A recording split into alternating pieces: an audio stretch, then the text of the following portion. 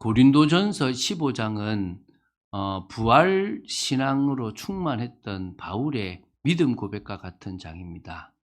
제가 바울이 썼던 서신서들을 쭉 보면서 이 고린도전서 15장을 보고 나서 다시 서신서들을 보니까 서신서마다 소망이 있어요. 부활에 대한 소망이 있어요. 다시 주님을 만나서 주님과 같은 그런 영원한 그 자리에 이 부활의 몸을 입고 가게 될 거라는 그 소망이 모든 서신서마다 다 들어있어요. 그 신앙이 없다면 우리는 사실 아무 의미가 없는 겁니다. 그래서 그런 의미에서 이 부활 신앙은 계속 고백해야 되고 또 계속 나눠져야 될 중요한 겁니다. 그래서 서론적으로 부활 신앙의 중요성에 대해서 나누는데요. 자, 첫 번째 보면 부활이 없다면 어떠느냐라는 게 됐죠. 자, 우리 13절부터 제가 한번 볼게요. 자, 제가 12절을 먼저 읽어보겠습니다. 그리스도께서 죽은 자 가운데서 다시 살아나셨다 전파되었거늘, 부활이 증거됐죠. 너희 중에서 어떤 사람들은 어찌하여 죽은 자 가운데서 부활이 없다 하느냐. 그러니까 죽은 자는 살아날 수 없다라는 거죠. 사두개인처럼 있는 게 있죠. 만일 죽은 자의 부활이 없으면 그리스도도 다시 살아나지 못하였으리라. 이게 무슨 말이냐면 구약에 죽은 자의 부활이 있다는 거예요. 그래서 하나님이 죽은 자를 살리신 경우들이 있어요.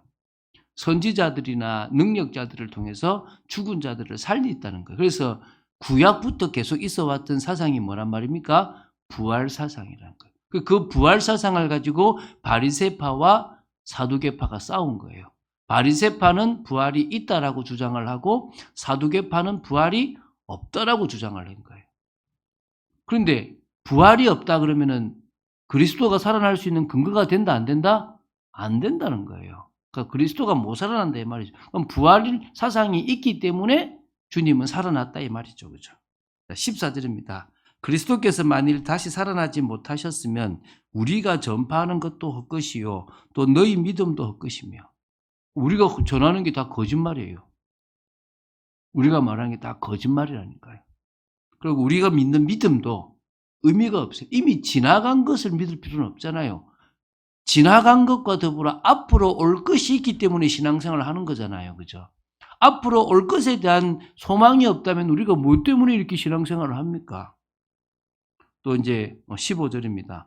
또 우리가 하나님의 거짓 정인으로 발견되리니 거짓말쟁이가 된다 이 말이죠. 우리가 하나님이 그리스도를 다시 살리셨다고 증언했기 때문에 우리는 뭐가 된단 말입니까? 거짓말쟁이가 된다는 거예요. 만일 죽은 자가 다시 살아나는 일이 없으면 하나님이 그리스도를 다시 살리지 않았었을 것이다. 만일 죽은 자가 다시 살아나는 일이 없으면 그리스도도 다시 살아나는 일이 없었을 터이요.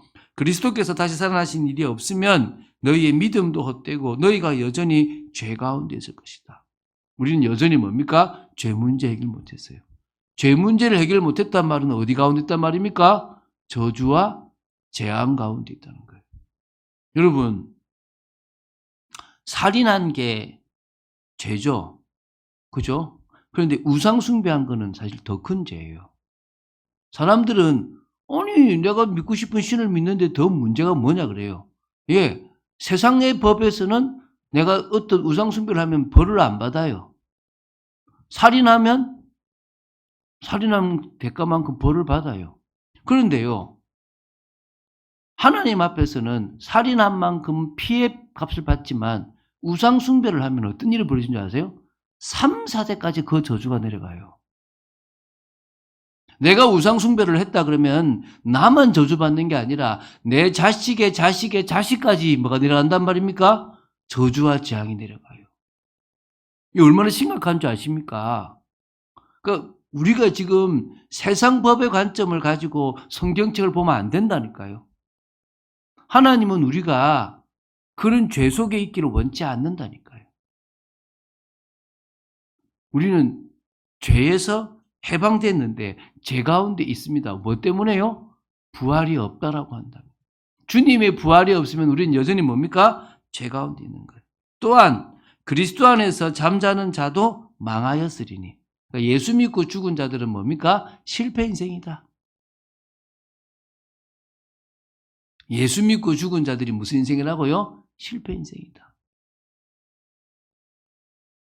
또 만일 그리스도 안에서 우리가 바라는 것이 다만 이 세상의 삶뿐이면 모든 사람 가운데 우리가 더욱 불쌍한 자이리라. 저는 이 말이 그렇게 은혜가 되는 거예요. 다시 보세요. 만일 그리스도 안에서 우리가 바라는 것이 다만 이 세상의 삶뿐이라면 모든 사람 가운데 우리가 더욱 불쌍한 자라는. 물론 지금은 사실 안 그래요. 조선시대 이제 우리가 이 말에 기독교가 들어왔을 그때만 해도 가장 불쌍한 사람이 기독교인일 수 있는 거예요. 초대교회에 예수님을 믿었던 그 사람들이 그리스도가 부활했다라고 증거할 때 핍박을 받았어요. 나중에는 로마에도 핍박받았어요. 그래 따지면 가장 불쌍한 사람들이 뭐요? 예수 믿는 사람이에요. 지금은 그래도 뭐 주님이 복 준다고 하니까 기복신앙이라도 있죠. 그때는 아무것도 없어요. 진짜 불쌍한 자예요. 근데 지금도 우리가 좀 더 누려본들 불쌍한 사람인 거야. 나쁜 짓 못하고. 근데 뭐라고요? 아니라는 거예요. 자, 20절부터 나옵니다. 그러나 이제 그리스도께서 죽은 자 가운데서 다시 살아나사 잠자는 자들의 첫 열매가 되셨다.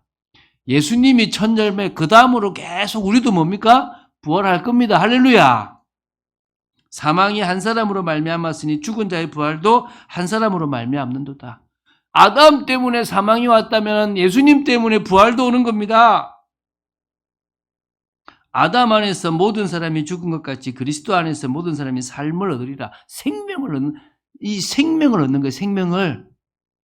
그러나 각각 자기 차례대로 되리니 먼저는 첫 열매인 그리스도요. 다음에는 그가 강림하실 때 그리스도께 속한 자요. 그 후에는 마지막이니 그가 모든 통치와 모든 권세와 능력을 멸하시고 나를 아버지 하나님께 바칠 그 마지막 종말의 때에 일어나는 일입니다. 그가 모든 원수를 그 발 아래에 둘 때까지 반드시 왕노릇 하시리니 맨 나중에 멸망받을 원수는 사망이니라. 사단이. 그래서 사망과 사단의 권세를 깬 거예요. 만물을 그의 발 아래에 두셨다 하셨으니 만물을 아래에 둔다 말씀하실 때에 만물을 그의 아래에 두신 이가 그 중에 들지 아니한 것이 분명하도다. 이 말 이해됩니까? 만물을 발 아래에 뒀다는 말은 만물 속에 그분은 들어가 있지 않단 말입니다. 만물을 그에게 복종하게 하실 때에는 아들 자신도 그때에 만물을 자기에게 복종하게 하신 이에게 복종하게 되리니 이는 하나님의 만유의 주로서 만유 안에 계시려 하심이라. 만일 죽은 자들이 도무지 다시 살아나지 못하면 죽은 자들을 위하여 세례를 받는 자들이 무엇을 하겠느냐? 어찌하여 그들을 위하여 세례를 받느냐? 또 어찌하여 우리가 언제나 위험을 무릅쓰리요? 맞잖아요. 핍박받을 이유가 없습니다. 형제들아, 내가 그리스도 예수 우리 주 안에서 가진 바 너희에게 대한 나의 자랑을 두고 단언하노니 나는 날마다 죽노라. 내가 왜 죽냐고요? 뭐 때문에요? 부활이 있기 때문에 나는 날마다 내 자신을 내려놓는다. 여러분 자신을 내려놓기 바랍니다. 아, 나는 못 내려놓는다. 착각하지 마세요. 쉽게 내려놓을 수 있습니다. 다른 것 때문에 내려놓지 마시고 뭐 때문에 내려놓고요? 부활 때문에. 내가 사람의 방법으로 에베소에서 맹수와 더불어 싸웠다면 내게 무슨 유익이 있으리요? 죽은 자가 다시 살아나지 못한다면 내일 죽을 터이니 먹고 마시자리라. 그냥 노세 하고 싶은 대로 하라 이 말입니다. 속지 말라. 악한 동무들은 선한 행실을 더럽히나니 깨어 의를 행하고 죄를 짓지 말라. 하나님을 알지 못하는 자가 있기로 내가 너희를 부끄럽게 하기 위하여 말하노라. 누가 묻기를 죽은 자들이 어떻게 다시 살아나며 어떠한 몸으로 오느냐 하리니 어리석은 자여 내가 뿌리는 씨가 죽지 않으면 살아나지 못하겠고. 비밀이죠. 씨가 죽어야 살아나요. 또 내가 뿌리는 것은 장래의 형체를 뿌리는 것이 아니요 다만 밀이나 다른 것의 알맹이 뿐이로되. 씨를 뿌려요. 근데 그게 자라면 뭐 됩니까? 나무가 되고 뭐가 되죠? 풀이 되잖아요. 하나님이 그 뜻대로 그에게 형체를 주시되 각 종자에게 그 형체를 주시느니라. 죽어버리면 형체가 나온다는 거예요. 육체는 다 같은 육체가 아니니. 좀 어려운 말입니다. 요 넘어가겠습니다. 요거는 복잡하니까 넘어가고요. 자, 어쨌든 42절. 죽은 자의 부활도 그와 같으니 썩을 것으로 심고 썩지 아니할 것으로 다시 살아나며, 우리는 썩을 것으로 심습니다. 그런데 뭐요? 썩지 아니할 부활의 몸을 입습니다. 욕된 것으로 심고 영광스러운 것으로 다시 살아나며, 약한 것으로 심고 강한 것으로 다시 살아나며, 육의 몸으로 심고 신령한 몸으로 다시 살아나니 육의 몸이 있은 적도 영의 몸도 있느니라. 아멘입니까? 그래서 우리 지난주에 말했죠. 첫사람 아담은 생령, 산령이에요, 산령. 그리고 마지막 아담은 뭡니까? 살려주는 영이에요. 주님이 우리를 살려주셨어요. 그러나 먼저는 신령한 사람이 아니요, 육의 사람이요, 그 다음은 신령한 사람이니라. 첫사람은 땅에서 났으니 흙에 속한 자이거니와 둘째 사람은 하늘에서 났다. 아담은 육에 속했고 신령한 사람은 하늘에 속했죠. 예수님이죠. 그죠? 무릇 흙에 속한 자들은 저 흙에 속한 자와 같고 무릇 하늘에 속한 자들은 저 하늘에 속한 이와 같으니 우리가 누구라고요? 하늘에 속한 입니다. 우리가 흙에 속한 자의 형상을 입은 것 같이 또한 하늘에 속한 이의 형상을 입으리라. 할렐루야. 입게 될 거란 말입니다. 형제들아, 내가 이것을 말하노니 혈과 육은 하나님 나라를 이어 받을 수 없고 또한 썩는 것은 썩지 아니할 것을 유업으로 받지 못하느니라. 보라, 내가 너에게 비밀을 말하노니 우리가 다 잠잘 것이 아니요 마지막 나팔의 순식간에 홀연히 다 변화되리니. 믿습니까? 저는 믿습니다. 나팔 소리가 나매 죽은 자들이 썩지 아니할 것으로 다시 살아나고 우리도 변화되리라. 이 썩을 것이 반드시 썩지 아니할 것을 입겠고 이 죽을 것이 죽지 아니함을 입으리로다. 이 썩을 것이 썩지 아니함을 입고 죽을 것이 죽지 아니함을 입을 때에는 사망을 삼키고 이기리라고 기록된 말씀이 이루어지리라. 사망아, 사단아, 너의 승리가 어디 있느냐? 사망아, 사단아, 내가 쏘는 것이 어디 있느냐? 사망이 쏘는 것은 죄요, 죄의 권능은 율법이라. 우리 주 예수 그리스도로 말미암아 우리에게 승리를 주시는 하나님께 뭐요? 감사한다. 할렐루야. 우리는 예수밖에 붙잡지 않았는데 승리를 주신대요. 그러므로 내 사랑하는 형제들아, 견실하며 견고하고 성실하라 이 말이죠. 흔들리지 말며 항상 주에 더욱 힘쓰는 자들이 되라. 이는 너희 수고가 주 안에서 헛되지 않은 줄 알미라. 오늘 제 설교보다 바울의 설교를 듣고 끝낼까요? 자, 간단하게 한번 정리하겠습니다. 자, 오늘 부활신앙으로 사는 성도입니다. 부활신앙으로 사는 성도는 세 가지만 하면 됩니다. 첫 번째가 뭡니까? 부활하신 예수님을 주인으로 모신 삶입니다. 할렐루야. 부활하신 예수님의 능력이 대단합니다. 빌립보서 2장 9절 11절에 보면요, 모든 이름 위에 뛰어난 이름을 하나님 주셨습니다. 주님께. 빌립보서 2장 9절부터 11절에 이 세상의 모든 것들로 모든 무릎을 예수의 이름에 다 꿇게 하셨습니다. 모든 이름으로 예수 그리스도를 주라 시인하여 하나님께 영광 돌리게 하셨습니다. 여러분, 모든 만물, 하늘에 있는 것, 땅 아래에 있는 것까지 다 예수의 무릎에 꿇게 하셨습니다. 믿습니까? 그 정도 능력입니다. 마태복음 28장 18절에 하늘과 땅의 권세를 내게 주셨다라고 주님이 말씀하셨습니다. 그때 주님은 어떤 주님이십니까? 부활하신 주님이십니다. 주님이 부활하셔서 하늘과 땅의 모든 권세를 쥐고 있습니다. 그래서 지금도요, 주의 이름 부르면 돼. 그러면 마가복음 16장 19절 20절에서요, 당신은 보좌 우편에 계시지만 전도자들이 가는 걸음에 증거를 주시는 겁니다. 함께 역사해 주시는 겁니다. 믿으십니까? 여러분이 주의 이름을 부르고 가는 현장에 어디든지 주님은 당신의 능력으로 예수 이름의 능력, 부활하신 능력, 하늘과 땅의 모든 권세 가지신 능력으로 역사하시게 되어 있는 겁니다. 그리고요, 여러분 기억하십시오. 그 능력 가진 사람은요, 당신의 피로 우리를 값주고 사셨습니다. 왜 안 바뀝니까, 이거? 한참 안 바뀌었네. 네, 지금 1번에 2번입니다. 벌써 많이 바뀌었는데, 자. 부활하신 예수님이 피로 값주고 사신 성도입니다. 고린도전서 6장 19절부터 20절의 말씀을 보면요, 우리 몸은 성령의 전이라 그랬습니다. 우리 자신의 것이 아니라는 겁니다. 주님께서 값으로 사셨습니다. 누구를요? 우리를요. 그래서 우리 몸으로 하나님께 영광을 돌리게 하려고 주님이 피로 우리를 사셨어요. 그래서 우리는 누구 거란 말입니까? 주님의 거예요. 그래서 주님이라고 고백하는 거예요. 주님이라고. 사도행전 20장 28절을 보면요. 이렇게 나와요. 하나님이 자기 피로 사신 교회라 그래요. 이 교회도 누구 거예요? 하나님 그 주님 거예요. 이 건물이 주님 거라고 하는 게 아니라 성도들의 모임이 주님 거예요. 그래서 이 교회의 당도 주님 거라고 보시면 돼요.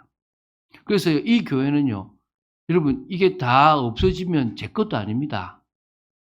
저는 은퇴하면 끝이에요. 다음 목사님이 오시는 거예요. 그럼 장로님들 것이냐? 장로님들도 은퇴하면 다음 장로님들이 오는 거예요. 이건 계속 이 존재는 계속 그냥 가는 거예요. 근데 이거를 세습하려고 한다든지 개인의 재산으로 만들려고 한다면 문제가 되겠죠. 물론 뭐 이럴 수는 있습니다. 여러분 성도님들 다 나가고 나 혼자 남으면 그 돈 제가 쓸게요. 그거 뭐 없으니까 제가 써야 되잖아요. 그죠? 근데 그게 아니면 이거는 뭐 주님 거예요. 계속 이 교회는 100명이 되든 200명이 되든 300명이 되든 1000명이 되든 목사 것도 아니고 장로 것도 아니고 누구 거란 말입니까? 주님의 거예요. 그게 이 교회예요. 이 교회. 그것에 대한 여러분들이 뭐요? 확신을 딱 가져야 돼요. 자, 그래서요. 갈라디아서 2장 20절을 고백해야 돼요. 이게 지금 우리에게 중요한 거예요. 이게 무슨 말이냐? 제가 읽어볼게요. 오늘 성경 말씀만 내가 그리스도와 함께 십자가에 못 박혔다. 아니, 제가 박혔습니까? 예수님이 박혔지. 여러분 십자가에 못 박힌 적 있습니까? 지금은 모르겠지만 옛날에는요. 필리핀에서 지난주 금요일처럼 예수님이 십자가에 못 박히신 날이 되면 직접 사람이 못 박혀보는 체험을 해요. 진짜. 여러분 제가 여기 흉터가 있어요.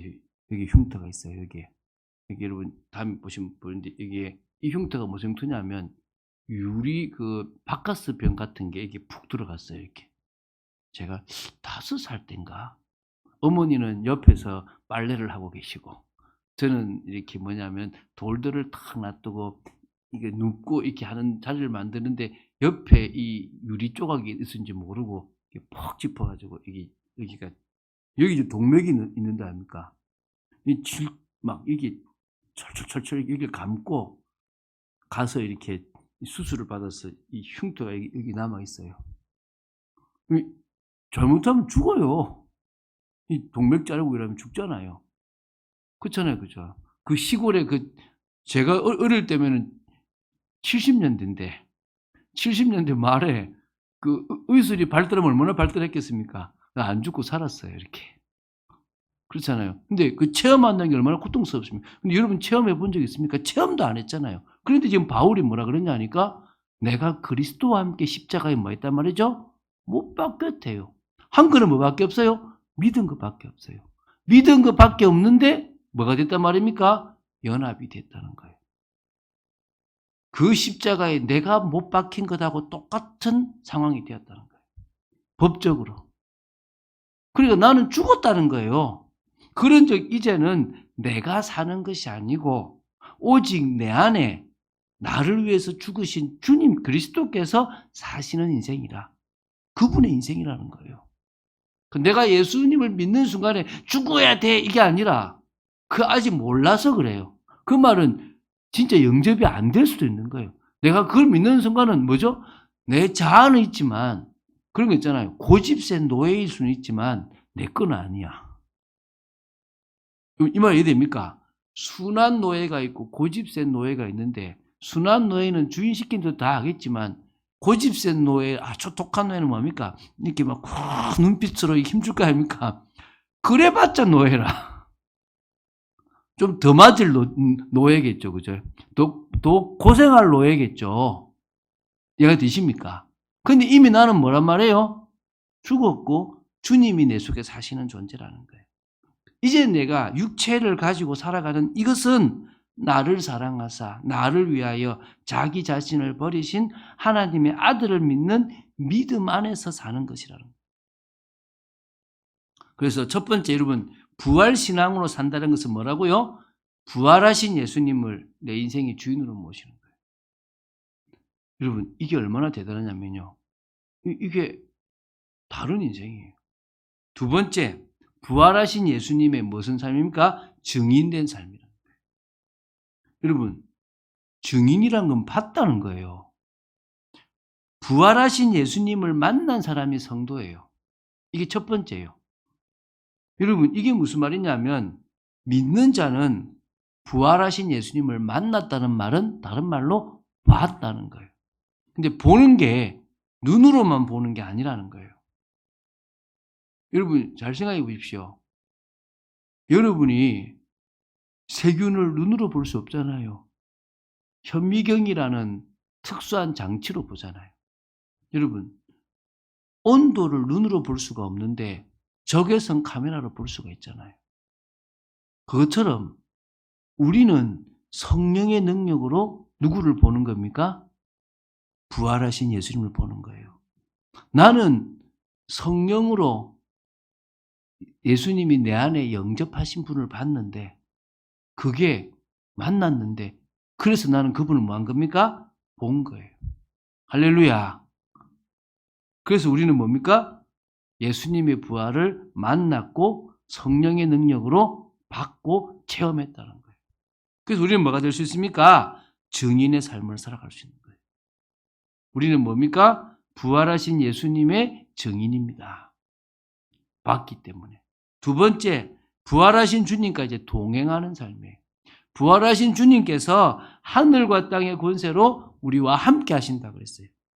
죄와 사망의 권세를 깨뜨리신 주 예수 그리스도께서 먼저 우리에게 참 자유와 평안함을 주시고 은혜로 사는 인생이 되게 하셨고 내가 가는 모든 길에 함께 하시고 동행해 주시고 인도해 주시며 증거를 주신대요. 어떤 증거요? 함께 하시는 증거. 제가 이야기 몇 번 했잖아요. 이거 얘기할 때 하는데 저 춘천에 어떤 교회가 있어요. 그 목사님이 40 넘어서 직장 생활 하다가 퇴직을 하고 신학을 공부해서 목사가 됐어요. 힘이 없더래요. 능력도 없고. 그래가지고 이분이 어느 순간에 뭘 깨닫냐니까 주님 부활하셨지. 부활하신 주님이 내 인생의 주인이지. 나를 함께 하시지. 이거 하나를 딱 깨닫는데요. 그래, 그분의 능력이 못할 게 뭐 있냐. 믿어버린 거예요. 제가 얘기했잖아요.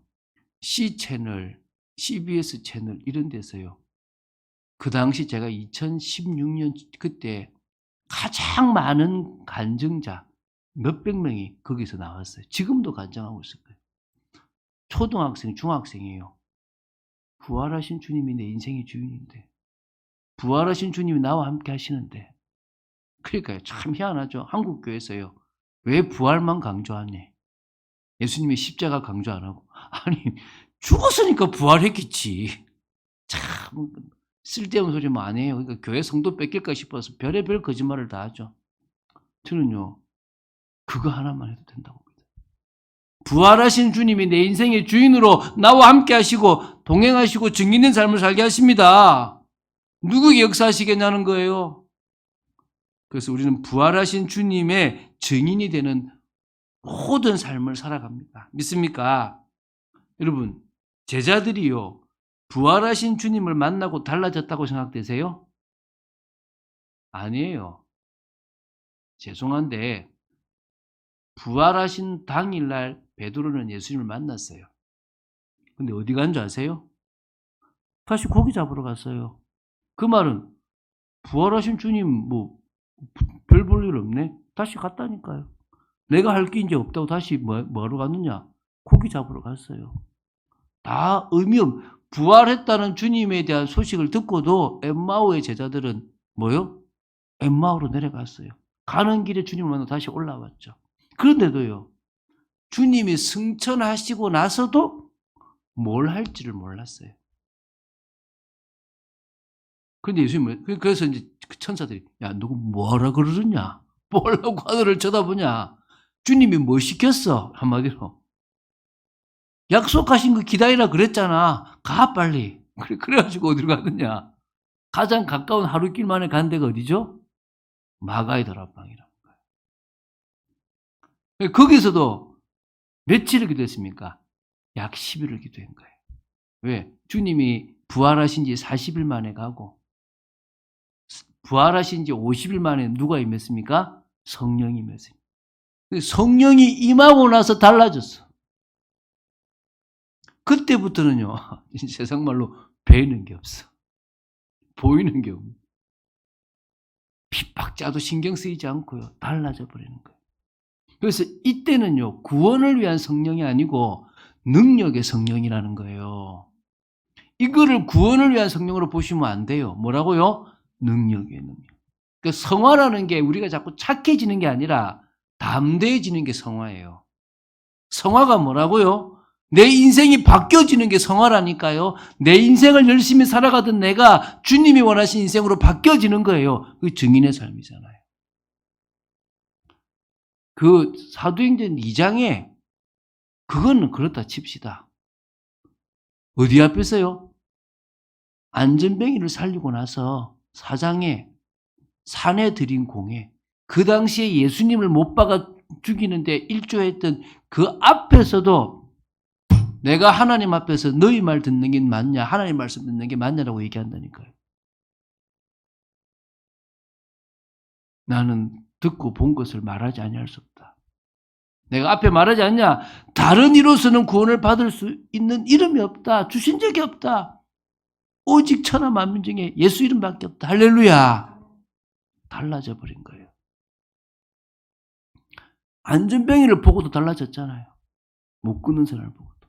여러분, 저와 여러분이 부활하신 주님을 만나고 기도 속으로 들어가셔서 성령의 능력을 덧입는다면 우리 인생은 달라지는 겁니다. 진정으로 임마누엘이 되어진다면 여러분 달라져 있고 또 달라질 거라고 믿습니다. 자, 세 번째입니다. 부활신앙으로 사는 성도는 어떤 사람이냐? 부활의 소망으로 세상에서 승리하는 삶이에요. 저도 좋은 차 좋아합니다. 제가 옛날에 우리 방장로님이 제가 이제 그 선교사님 차를 좀 빌려주자 하니까 좀 약한 차를 빌려주면 좋겠는데 BMW 7 시리즈를 줬더라고요. 그 BMW 저도 탈라 그러니까 이 부담이 돼요. 딱 타고 가는데 이게 쫙 깔리면서 나가는데요. 멋있더라고요. 근데 여러분 그 7 시리즈가 여러분 지금은 우리나라 차도 있지만 그때만 해도 외국 차에만 유리창에 이렇게 그게 나와요.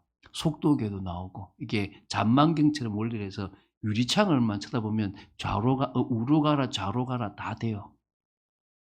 그게 지금 뭐 기아차도 그런 기능이 있지만 그 당시만 해도 외제차밖에 없었거든요. 딱 보는데 이 밑에 쳐다볼 필요도 없어.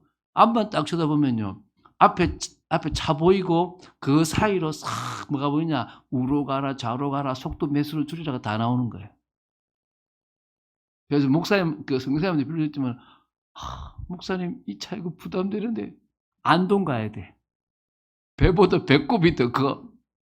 기름값이 더 나와가지고 이분이요 차를 가지고 교회 앞에 못 가는 거예요. 그래 저 멀리 차 대고 그래 들어간 거예요.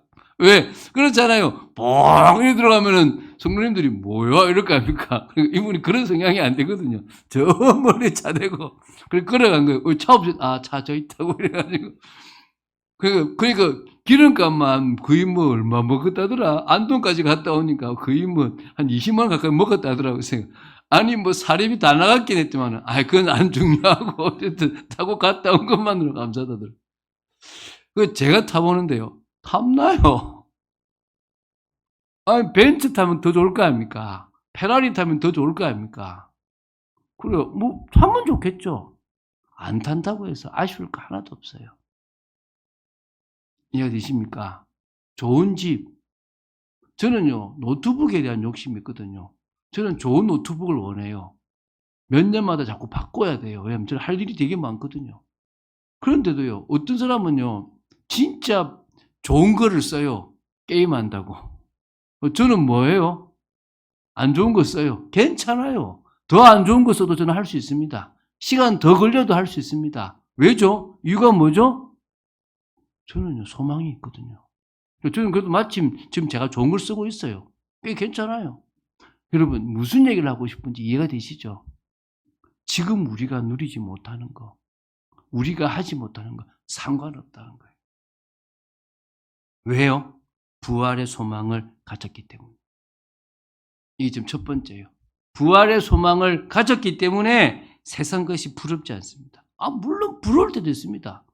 제가 어제 마침 저기 다이소를 갔는데 그날따라 키 큰 여자들만 많이 봐요. 요새 여자들이 어떻게 키가 큰지 아가씨들이 키가요 다 160이 넘는 거예요. 누구냐 우리 김두영 집사님보다 다 커. 그래서 제가 보는데 뭐지 다 커.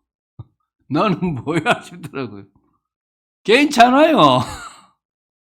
그게 뭐라고. 더 작아도 돼요. 그게 뭐라고. 한 번씩 진짜 키도 크고 성격도 좋고 신앙도 좋은 남자를 만나요.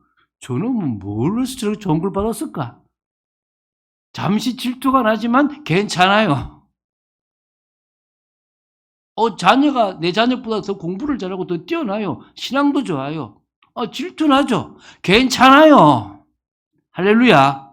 무슨 얘기하는지 이해가 되시죠? 그죠? 상관없다니까요. 다 썩어질 거예요. 우린 썩어질 것을 심고 썩지 않을 걸 받을 존재입니다. 믿습니까? 그래서 얘기하잖아요. 뭐라고요? 견실하며 흔들리지 말라. 여러분, 지금부터요. 다 경고하면서 성실하세요. 세월을 아끼세요. 제가 지난주도 얘기했지만 호스피스에 있는 사람들은요. 오늘 죽을지 내일 죽을지 모르기 때문에 정말 자신의 몸이 되는 한도에서 열심히 살아갑니다. 그러니까 다른 사람을 뭐지 열심히 하지? 뭐지 바쁘지? 왜? 남은 시간 얼마 없으니까. 우리가요 그런 중심으로 살아가야 될 줄로 믿습니다. 그러면서 나오잖아요. 항상 주의 일에 더욱 힘쓰는 자들이 되라. 흔들리지 않을 뿐만 아니라 흔들리는 일에 살지 말고 뭐요? 주의 일에 인생을 드리라는 거예요. 그게 복된 거 아닙니까? 사람 살리는 일에. 너희 수고가 주 안에서 헛되지 않은 줄 압니다. 헛된다 해도 괜찮은데 헛되지 않게 하실 거예요. 할렐루야. 그래서요. 우리는 부활의 소망으로 승리하는 삶을 삽시다. 믿습니까? 우리는 부활의 소망을 가지고 세상에 속지 않았습니다. 그러니 57절에 하나님 우리에게 뭘 주신다고요? 승리를 주신다 그랬습니다. 믿습니까? 분명히 우리의 끝이 승리가 될 거라고 믿습니다. 요한일서 5장 4절에 세상을 이기는 이김은 이것이니 곧 우리의 뭐라고요? 믿음이다. 우리는 믿음으로 승리할 줄로 믿습니다. 자, 결론 맺습니다. 사실 오늘 고린도전서 15장을 읽는 것만으로도 대단해요. 근데 이걸 읽고 나서 여러분 다른 서신들을 한번 보세요. 이번에 읽을 때 한번 서신서를 보면요. 이 부활에 대한 소망이 되게 많이 바울이 묻어져 있는 게 보게 될 거예요. 근데 지금부터 마음 되느냐? 부활하신 주님의 이름을 매일 부르세요. 주여, 오늘 부활하신 주님이 내 인생을 주관하여 주시옵소서. 부활하신 주님이 내 가정을 주관하여 주시옵소서. 부활하신 주님이 내 사업을 주관하여 주시옵소서. 부활하신 주님이 내 인생에 하나님 나라를 이루게 하여 주시옵소서.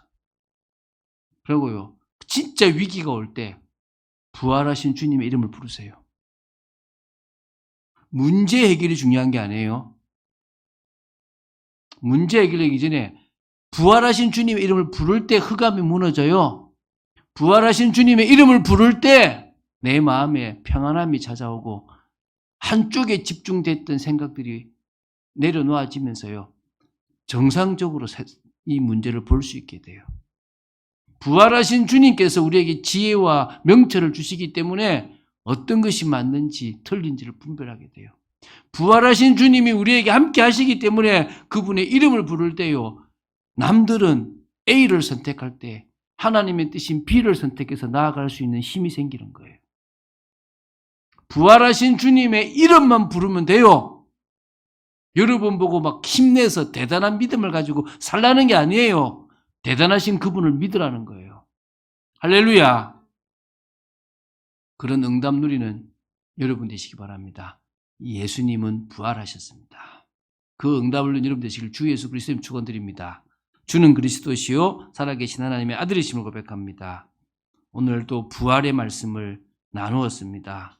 이 부활의 신앙, 부활의 능력, 또 부활의 주, 부활의 소망 가지고 살아가는 저희들 되도록 지켜 주시옵소서. 주 예수 그리스도 이름으로 기도드립니다. 아멘.